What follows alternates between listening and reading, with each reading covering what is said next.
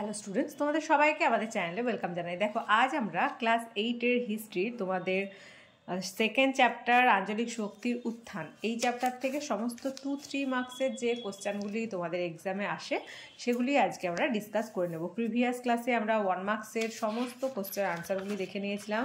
Second chapter আঞ্চলিক শক্তির উত্থান থেকে যে সমস্ত কোশ্চেনগুলি আসে সেই সমস্ত কোশ্চেনের আনসারগুলি আমরা দেখে নিয়েছিলাম। প্রিভিয়াস ক্লাসটি যারা দেখোনি তারা অবশ্যই প্লেলিস্ট চেক করে ক্লাসটি দেখে নাও।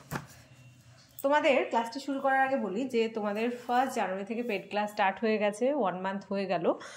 অনেকেই অ্যাডমিশন নিয়েছো, সেখানে সমস্ত হিস্ট্রি জিওগ্রাফির নোটস আর স্যারের লাইফ সায়েন্স আর ম্যাথসের সমস্ত নোটস প্রোভাইড করা হয়। মানে একটা হোয়াটসঅ্যাপের মাধ্যমে একটা গ্রুপ ক্রিয়েট করা হয়েছে, সেই গ্রুপেই আনসারগুলো সব দেওয়া হয়।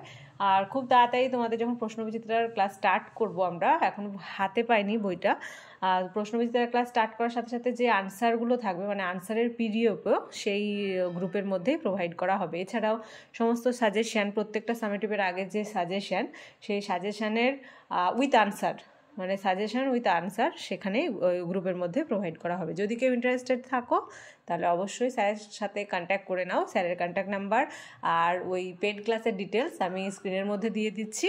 যদি ইন্টারেস্টেড থাকো তাহলে অবশ্যই কন্ট্যাক্ট করো। ওকে, তাহলে চলো দেরি না করে আজকে ক্লাসটি শুরু করি। দেখো, ফার্স্ট কোশ্চেন রেখেছি এই চ্যাপ্টার থেকে 2-3 মার্কসের, কারণ কোনো ক্ষেত্রে তোমাদের এইটাই হয়তো 2 মার্কসের দিল, আবার এই কোশ্চেনটাই হয়তো 3 মার্কস বলে দিল, এই জন্যই আমি 2-3 মার্কস পড়েছি। ফারাক্সিয়ারের ফরমানের শর্তগুলি লেখো। দেখো, 1717 খ্রিস্টাব্দে মানে জন সুরম্যানের তত্ত্বাবধানে ইংরেজ ইস্ট ইন্ডিয়া কোম্পানির কথা জানি। সেই ইংরেজ ইস্ট ইন্ডিয়া কোম্পানির প্রতিনিধি দল কি করেছিল, মোগল সম্রাট ফারুকশিয়ারের কাছ থেকে একটা বিনা শুল্কে ছাড়পত্র আদায় করেছিল। শুল্ক মানে হচ্ছে কর, যে করগুলো নেওয়া হয়, ট্যাক্স, আমরা যেটা ট্যাক্স বলি, সেই শুল্ক বা কর বিনা ট্যাক্সে ফারুকশিয়ারের কাছ থেকে ইস্ট ইন্ডিয়া কোম্পানি নেবে। এই যে ফারুকশিয়ারের কাছে যে এই যে নেওয়াটা, ছাড়পত্রটা নিয়ে নেওয়া, অনুমতি নেওয়াটা, এটাই হচ্ছে ফারুকশিয়ারের ফরমান নামে পরিচিত ছিল। এবার এই ফরমান তো আর শুধু মানে হয় না, তার জন্য কিছু শর্তাবলীও ছিল। এবার শর্তাবলীগুলো কি দেখো, শর্তাবলীগুলো ফার্স্ট বলছি, ইস্ট ইন্ডিয়া কোম্পানি প্রত্যেক বছর 3000 টাকার বিনিময়ে বাংলায় আমদানি রপ্তানি বাণিজ্যের অধিকার পাবে, মানে তারা 3000 টাকা করে দেবে। সেকেন্ড বলছে কলকাতা, সুতানুটি, গোবিন্দপুর এছাড়াও তাদের 38টি গ্রাম, মানে এই কলকাতা, সুতানুটি আর গোবিন্দপুরের কাছাকাছি যে 38টি গ্রাম থাকবে সেখানেও তারা কিনতে পারবে। থার্ড বলছে যে বাণিজ্যিক ক্ষেত্রে দস্তক বা ছাড়পত্র ব্যবহার করবে। আগেই বললাম, প্রয়োজন হলে কোম্পানি মুর্শিদাবাদের টাকশাল ব্যবহার করতে পারবে। মানে ইস্ট ইন্ডিয়া কোম্পানি প্রয়োজন যদি পড়ে মানে বাণিজ্য করতে, তো তারা সেই টাকশালটা, মুর্শিদাবাদের টাকশালটা ব্যবহার করতে পারবে। এই ছিল ফারুকশিয়ারের ফরমানের শর্তাবলী। নেক্সট হচ্ছে ফারুকশিয়ারের ফরমানের গুরুত্ব কী ছিল। আগেই বললাম যে সুরম্যানের নেতৃত্বে যে ইস্ট ইন্ডিয়া কোম্পানি ফারুকশিয়ারের ফরমান পেয়েছিল তার কিছু বিশেষ গুরুত্ব ছিল। ফার্স্ট কী গুরুত্ব, ইংরেজ ও নবাবের সম্পর্কের অবনতি। তো দেখো, ফারুকশিয়ারের ফরমানের কাজে লাগিয়ে কোম্পানির কর্মচারীরা ব্যক্তিগত দস্তক প্রথার অপব্যবহার শুরু করেছিল। ফারুকশিয়ার বলেছে যে বাৎসরিক 3000 টাকার বিনিময়ে তারা বাণিজ্য করতে পারবে, প্লাস আবার কলকাতা, গোবিন্দপুর, সুতানুটি আর তার পাশাপাশি যে 38টি কাছাকাছি বা পাশাপাশি যে 38টি গ্রাম থাকবে সেখানেও বাণিজ্য করতে পারবে। এছাড়াও যখন এই শর্তাবলী প্রযোজ্য হচ্ছে, এবার তখন কি করছে, ইস্ট ইন্ডিয়া কোম্পানির কর্মচারীরা যে দস্তক বা যে প্রথা ছিল, সেই প্রথা, দস্তক কাকে বলে আমরা আগের ক্লাসে দিয়েছিলাম বা এই ক্লাসেও হয়তো রয়েছে, তো দস্তকের যে ব্যবহার সেটা কিন্তু তারা অপব্যবহার শুরু করে দিয়েছিল। আর ইংরেজদের ফলে যেই অপব্যবহার শুরু করলো, তখন ইংরেজদের সাথে নবাবের অবনতিও ঘটতে থাকলো। নেক্সট পয়েন্ট হচ্ছে বাণিজ্যিক অধিকারে আইনগত স্বীকৃতি। ফারুকশিয়ার ফরমান লাভের পর ভারতে কোম্পানির বাণিজ্য আইনগত স্বীকৃতি লাভ করে। কোম্পানির সুবিধা লাভ, দস্তকের সুযোগ নিয়ে ব্রিটিশ ইস্ট ইন্ডিয়া কোম্পানি কী করেছিল, বাণিজ্যিক প্রতিযোগিতায় ইউরোপীয়, ভারতীয় বণিক কোম্পানিগুলির তো অনেক বেশি সুবিধা পেয়েছিল এবং তার সাথে মর্যাদাও ভোগ করেছিল। নেক্সট এই যে ফারুকশিয়ারের ফরমানকে বাংলায় ব্রিটিশ বা নিজের মহাসনদ বা ম্যাগনা কার্টা বলে উল্লেখ করেছেন। এটাও তোমাদের 2 মার্কসের জন্য ভীষণ ইম্পর্টেন্ট, যে মহাসনদ বা ম্যাগনা কার্টা কী। নেক্সট হচ্ছে অন্ধকূপ হত্যা বলতে কী বোঝো, এটাও খুব ইম্পর্টেন্ট, স্টার দিয়ে রাখবে।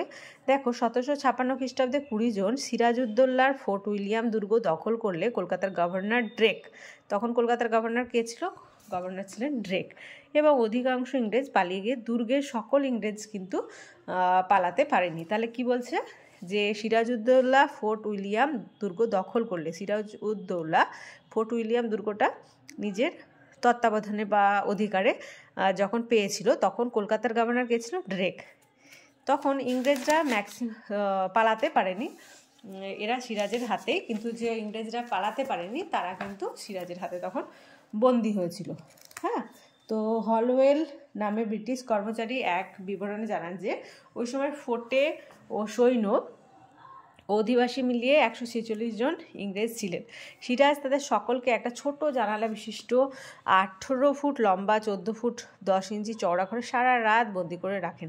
এবার দেখো, একটা অত ছোট ঘরের মধ্যে যদি কোনো মানুষকে বা মানুষদের যদি সেখানে রাখা হয়, প্লাস মানুষদের সংখ্যাটাও অনেকটাই বেশি ছিল, 146, তো অত ওই ছোটো ঘরের মধ্যে একটা কুটিরি টাইপের, মানে কুঠরি যেগুলো বলা হয়, সেই কুঠুরির ঘরে যদি বন্দি করে রাখা হয়, তারা অবভিয়াসলি শ্বাস তাদের পাবে না, তো সেই শ্বাসরুদ্ধ করেই অ্যাকচুয়ালি সেই মানুষ তখন ওই 146-এর মধ্যে 123 জন মানুষ মারা গিয়েছিল। এই যে নির্মম ঘটনা, যেহেতু অন্ধ একটা কুটিরের মধ্যে এতগুলো মানুষকে হত্যা করা হয়েছিল, সেই যে ঘটনা, সেই ঘটনাটাই অন্ধকূপ হত্যা নামে পরিচিত। এটা ভীষণ ইম্পর্টেন্ট তোমাদের ফার্স্ট সামেটিভের জন্য।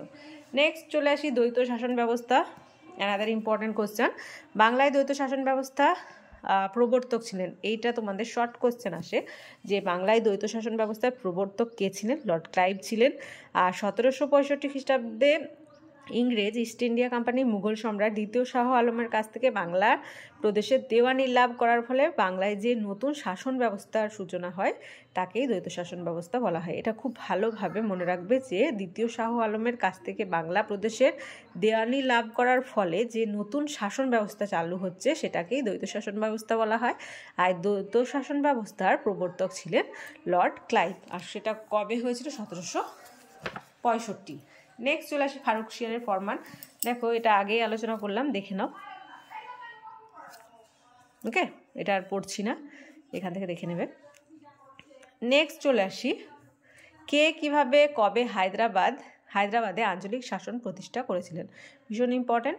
মীর কামার উদ্দিন সিদ্দিকী হায়দ্রাবাদে আঞ্চলিক শাসন প্রতিষ্ঠা করেছিলেন। কিভাবে করেছিলেন?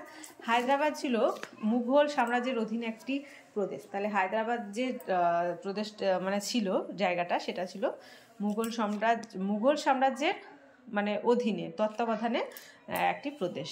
এর প্রাদেশিক শাসন মুরারিজ খান এই প্রদেশটা শাসন করতেন। 1723 খ্রিস্টাব্দে কি হয়েছে, মুঘল দরবারে শক্তিশালী অভিজাত মীর কাসিম উদ্দৌলা খান সিদ্দিকী তাকে পরাজিত করেন। কাকে? এই যে প্রাদেশিক শাসক ছিলেন মুরারিজ খান। ওকে, তো 1724 খ্রিস্টাব্দে তিনি দাক্ষিণাত্যের সুবাদার হয়ে হায়দ্রাবাদে নিজের আধিপত্য প্রতিষ্ঠা করেন। আর 1740 খ্রিস্টাব্দ থেকে নিজাম শাসিত স্বাধীন হায়দ্রাবাদ রাজ্য আত্মপ্রকাশ করে। নেক্সট চলে আসি পলাশীর লুণ্ঠন, ভীষণ ভীষণ ভীষণ ইম্পর্টেন্ট। তোমাদের এটা ব্রড শর্ট সমস্ত কিছুই এক্সামে আসে। দেখো, পলাশীর লুণ্ঠন কি বলছে, পলাশীর যুদ্ধ কত সালে হয়েছিল, 1757 সালটা মনে রাখবে, যে পলাশীর যুদ্ধ ঘটেছিল 1757 সালে। পলাশীর যুদ্ধ জয়ের সময় থেকে অষ্টাদশ শতকের মধ্যভাগ পর্যন্ত ব্রিটিশ ইস্ট ইন্ডিয়া কোম্পানি কোথায়, বাংলা ভারতের অন্যান্য বিপুল পরিমাণ অর্থ বিভিন্ন পণ্য উৎপাদিত ইংল্যান্ড চালান করে দিয়েছিল। মানে আমাদের যে সাম্রাজ্য, সেই সাম্রাজ্যের থেকে তারা ইস্ট ইন্ডিয়া কোম্পানি কী করেছিল, ইংল্যান্ডের মধ্যে সমস্ত কিছুটাই চালান করে দিয়েছিল। এই যে ঘটনা, এই ঘটনাকে ঐতিহাসিক সমালোচকদের মতে অর্থনৈতিক নিষ্ক্রমণ নামেও পরিচিত। মানে যেহেতু অর্থটা বাইরে চলে যাচ্ছে, বিদেশি ইংরেজদের সোনা রূপা কোনো পণ্য সামগ্রীর বিনিময়ে সম্পদের এই নির্গমন ঘটায়নি, তাই এই ঘটনাকে লুণ্ঠন বলে উল্লেখ করেছেন। ব্রুকস অ্যাডামস আর্থিক নিয়ন্ত্রণের ঘটনাকে পলাশীর লুণ্ঠন, আর্থিক মানে যেহেতু টাকা পয়সা লুট করে তারা ইংল্যান্ডে পাঠিয়ে দিয়েছিল, সেই জন্য এই ঘটনাকে পলাশীর লুণ্ঠন বা প্লাসি প্লান্ডার বলে অভিহিত করেছেন কে? Brooks Adams. এটাও মনে রাখবে যে পলাশির লুণ্ঠন কে বলেছিলেন প্রথম? Brooks Adams. আর পলাশির যুদ্ধ কত সালে হয়েছিল? 1757। নেক্সট চলে আসি দস্তক। আগেই বললাম দস্তক, এতে দস্তকের কথাটা। দস্তক হলো বিনা শুল্কে বাণিজ্য করার ছাড়পত্র, মানে হচ্ছে কোনো রকম ছাড় থাকবে, কোনো রকম ট্যাক্স বা কর লাগবে না, বিনা বাধায় তারা বাণিজ্য করতে পারবে। এটাও সেই ফারুকশিয়ারের ফরমানের দস্তক ব্যবহারের অধিকার ছিল এবং তারা তাদের সেই যে দস্তক প্রথা ছিল সেটা তা অপব্যবহার করেছিল এবং কি করেছিল,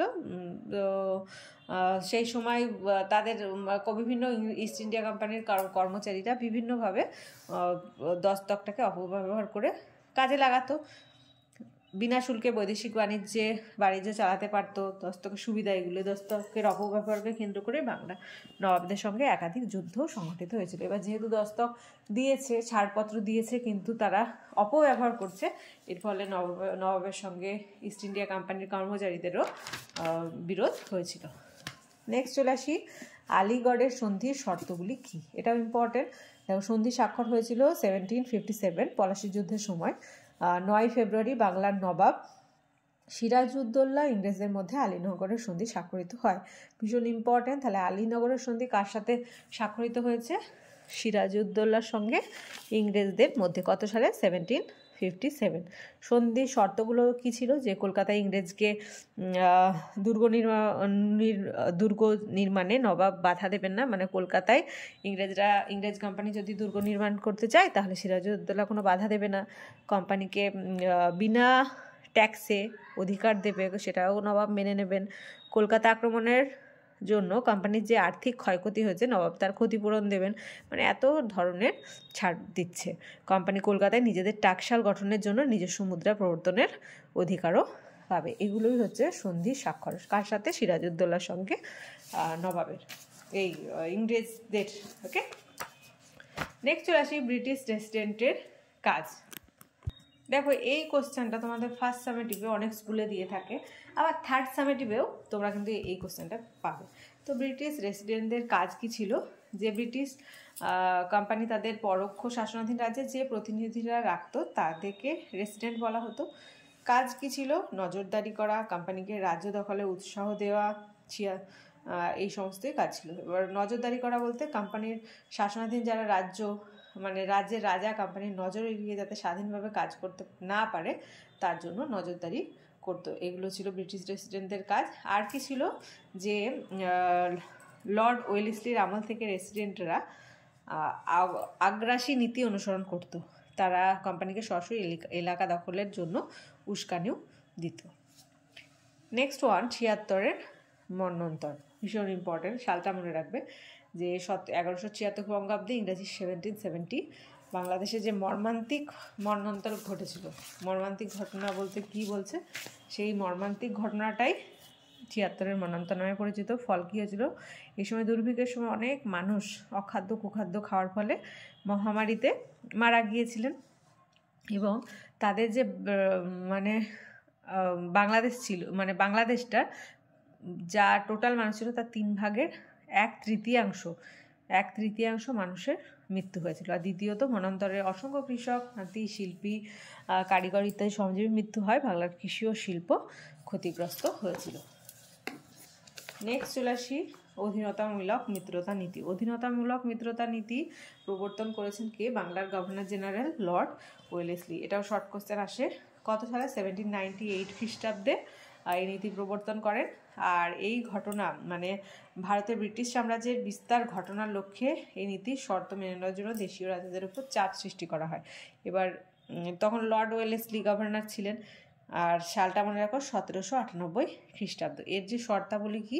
যে অধীনতামূলক মিত্রতা নীতি গ্রহণকারী রাজ্যকে অভ্যন্তরীণ বিপদ ও বৈদেশিক আক্রমণ থেকে ইস্ট ইন্ডিয়া কোম্পানি রক্ষা করবে, মানে যা বিপদ হবে ব্রিটিশ কোম্পানিরা রক্ষা করবে, আবার বৈদেশিক যদি কেউ অ্যাটাক করে সেটাও রক্ষা করবে। নেক্সট হচ্ছে ব্যয়ভার মিত্রতা নীতি গ্রহণকারী রাজাকে বহন করতে হবে।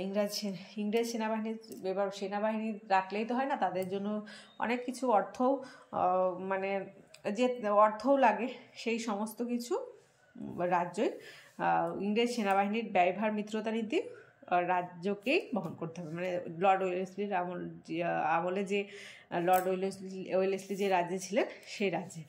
নেক্সট, ক্ষুদ্র রাজ্যগুলিকে সেনাবাহিনীর ব্যয়ের জন্য জমির পরিবর্তে কোম্পানিকে নগদ কোনো অর্থ দিতে হবে না। মিত্রতার আবদ্ধ রাজাগুলি কোম্পানির অনুমতি ব্যতীত কোনো ইউরোপীয়কে সেনাবাহিনীতে নিয়োগ করতে পারবে না।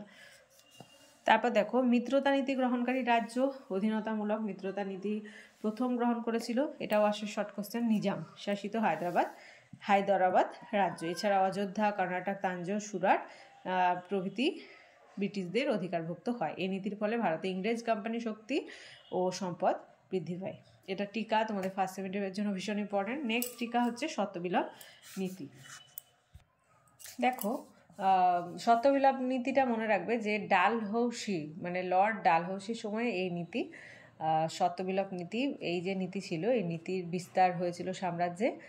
আর তিনি এক ঘোষণায় বলেন, মানে ডালহৌসি একটা ঘোষণার দ্বারা বলেছিলেন যে কোম্পানির আশ্রিত কোনো দেশীয় রাজা অপুত্রক অবস্থায় মারা গেলে সেই রাজ্যটি সরাসরি ব্রিটিশ সাম্রাজ্যভুক্ত হবে। মানে কোনো রাজার হয়তো কোনো ছেলে নেই, সেই ছেলে না থাকাকালীন যদি রাজা মারা যান তাহলে সেই পুরো রাজ্যটাই সরকার ব্রিটিশদের হয়ে যাবে। ভীষণ একটা বাজে ব্যাপার, তাই না? তো এই যে নীতি, এটাই হচ্ছে শর্তবিলোপ নীতি। তাহলে কি বললাম, ডালহৌসি সাম্রাজ্য বিস্তার নীতি ছিল। ডালহৌসি যে সাম্রাজ্য বিস্তার নীতি প্রচলন করেন সেটাই হচ্ছে শর্তবিলোপ নীতি। শর্তবিলোপ নীতির যে উদ্দেশ্য ছিল, অবজেক্টটা, সেটা হচ্ছে যে কোনো অপুত্রক রাজা যদি মারা যান, মানে কোনো তার ছেলে হয়নি, সেই রাজা যদি মারা যান সেই সময় তাহলে কি হবে, তার যে সাম্রাজ্য, অপুত্রক রাজার যে সাম্রাজ্যটা, সেই সাম্রাজ্যটা পুরোপুরি ব্রিটিশ সাম্রাজ্য হয়ে যাবে, মানে ব্রিটিশদের অধীনে চলে আসবে। ওকে, ডালহৌসি 1848 খ্রিস্টাব্দে এই নীতির প্রয়োগ করেছিলেন। আর প্রয়োগ পদ্ধতিও ছিল। সেই প্রয়োগ পদ্ধতিকে কি করেছিলেন দেখো, এই নীতির প্রয়োগ করার আগে ডালহৌসি দেশীয় রাজ্যগুলিকে 3টি শ্রেণীতে ভাগ করেছিলেন। একটা হচ্ছে স্বাধীন দেশীয় রাজ্য, একটা হচ্ছে কোম্পানির সৃষ্ট রাজ্য, নেক্সট হচ্ছে কোম্পানির আশ্রিত বা কোম্পানির অধীনস্থ রাজ্য। এবার কিছু শর্তাবলীও ছিল। শর্তবিলোপ নীতির যে শর্তাবলীগুলো ছিল সেগুলো হচ্ছে, কোম্পানি দ্বারা সৃষ্ট দেশীয় রাজ্যের রাজার পুত্র সন্তান না থাকলে, আগেই বললাম যে দত্তক নিতে পারবেন না তারা, যদি ছেলেও না থাকে, সে যদি কেউ ভাবে কোনো রাজা যে তাহলে আমি ছেলে দত্তক নেব, সেটাও কিন্তু করতে পারবে না। ইংরেজ আশ্রিত রাজ্যগুলি দত্তক নেওয়ার আগে কোম্পানির অনুমতি নেবে, অথবা রাজ্যটি সরকার সরাসরি কি হবে, কোম্পানির শাসনে চলে যাবে, শাসনাধীনে চলে আসবে। আর থার্ড হচ্ছে দেশীয় স্বাধীন রাজ্যগুলির সম্পর্কে কোম্পানি নিরপেক্ষ থাকবে। এই ছিল শর্তবিলোপ নীতির শর্ত। তাহলে প্রয়োগ পদ্ধতি দেখলাম, শর্তবিলোপ নীতি কি দেখলাম, এবং তার সাথে শর্তাবলীগুলোও দেখে নিলাম। তাহলে আজকে দেখো, আঞ্চলিক শক্তির উত্থান এই চ্যাপ্টার থেকে সমস্ত 2-3 মার্কসের যে কোশ্চেনগুলি হয় সবগুলি আমরা আজকে দেখে নিলাম, বুঝে নিলাম। তাই ক্লাসটি যদি ভালো লেগে থাকে অবশ্যই একটি লাইক দেবে, আর ভিডিওটি কী করবে, বন্ধুদের সঙ্গে অনেক বেশি করে শেয়ার করবে। আর ক্লাস যারা প্রথমবার এসেছো তারা অবশ্যই চ্যানেলটি সাবস্ক্রাইব করে নিও এবং পাশে থাকা বেল আইকন প্রেস করে রাখবে, যাতে করে আগামী দিনের সমস্ত ভিডিও সবার আগে তোমাদের কাছে পৌঁছে যায়। আর আগেই বললাম যে 1 জানুয়ারি থেকে পেড ক্লাস স্টার্ট হয়েছে, 1 মান্থ হয়ে গেছে। কেউ যারা এখনও জয়েন করছো তারা জানুয়ারির পেড করে, মানে জানুয়ারির সমস্ত নোটসও নিচ্ছ, খুব ভালো লাগছে। আর যারা ভাবছো, মানে ফেব্রুয়ারিতে হচ্ছে, ফেব্রুয়ারি স্টার্ট হয়ে গেছে, নোটস দেওয়া স্টার্ট হয়ে গেছে। যদি কেউ ভাবছো যে পরে নেব বা অন্য সময় হয়তো নেব, তারা হয়তো ভুল করছো। কারণ কি, নোটস তো রেজাল্ট ভালো করতে গেলে তোমাদেরকেই পড়তে হবে, তাই শুধু সময় নষ্ট করে লাভ নেই। যদি যারা ভাবছো যে পেড ক্লাসে জয়েন হবে, তারা খুব তাড়াতাড়ি জয়েন হয়ে যাও, দেখবে এতে তোমাদেরই সুবিধে হচ্ছে। রাইমাটিনও স্টার্ট করে দেবো খুব তাড়াতাড়ি, সেখানে তোমরা আনসারের পিডিএফগুলোও সেই ক্লাসের মধ্যে পেয়ে যাবে। ইউটিউবে হয়তো ক্লাসটা পাবে কিন্তু আনসারের পিডিএফটা পাবে না। সমস্ত নোটসগুলোও এখানে হয়তো পুরো তোমরা মানে হয়তো ক্লাসটা দিচ্ছি, কিন্তু আনসারের যে এই সমস্ত নোটসের যে পিডিএফগুলো সেগুলো কিন্তু সেই গ্রুপেই মানে রুটিন করা আছে, রুটিন ওয়াইজ তোমরা কিন্তু পেয়ে যাও। আর এছাড়াও তোমাদের যদি কোনো কোয়ারিজ থাকে, কোনো কোশ্চেনের মানে জানার আগ্রহ থাকে, সেটাও তোমরা গ্রুপে জানাও, সেটাও আমরা আনসার দেওয়ার চেষ্টা করি, আনসার দিয়ে থাকি। তাই যদি কেউ ইন্টারেস্টেড থাকছো পেড ক্লাস সম্বন্ধে, তাহলে অবশ্যই স্যারের সাথে কন্ট্যাক্ট করে নাও। স্যারের কন্ট্যাক্ট নাম্বার আমি স্ক্রিনের মধ্যে দিয়ে দিচ্ছি এবং ডিটেলসটাও দিয়ে দিচ্ছি। ওকে, তোমাদের এই ক্লাস 8-এর, তোমরা ক্লাস 7, 8, 9, 10 মেনলি স্টার্ট হয়েছে, তো সেখানে অনেক টিচারও কিন্তু আমাদের পেড ক্লাসের মধ্যে রয়েছে। মানে অনেক টিচারও তারা নোটস নিচ্ছেন হয়তো টিউশন পড়ানোর জন্য বা কিছু, তাই যারা স্টুডেন্ট আছো তারাও নিতে পারো, মানে না নিতে ইচ্ছা থাকলে নিতে পারো। আবার কোনো টিউশন টিচাররাও আপনারাও যদি চাইছেন তো তারাও কিন্তু আমাদের পেড ক্লাসে যুক্ত হতে পারে।